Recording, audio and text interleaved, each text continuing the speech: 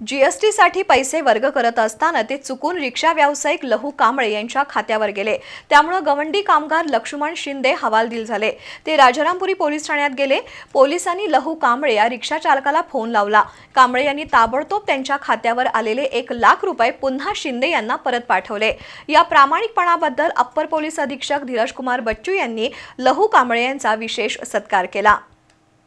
कोल्हापुरातील राजेंद्र नगर इथं राहणारे लक्ष्मण शिंदे गवंडी काम करतात।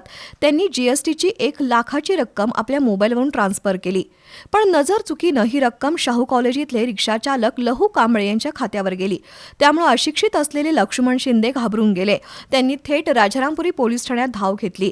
सुप्रिया कांबळे यांची लक्ष्मण शिंदे यांनी भेट घेतली आणि घडलेली घटना सांगितली। पोलीस कर्मचारी सुप्रिया कांबळे यांनी थेट रिक्षाचालक लहू कांबळे यांना फोन केला। त्यानंतर कांबळे ताबडतोब राजारामपुरी पोलीस ठाण्यात आले। चुकून आपल्या खात्यावर जमा झालेले ते 1 लाख रुपये लहू कांबळे यांनी पुन्हा गवंडी कामगार लक्ष्मण शिंदे यांच्या खात्यावर वर्ग केले।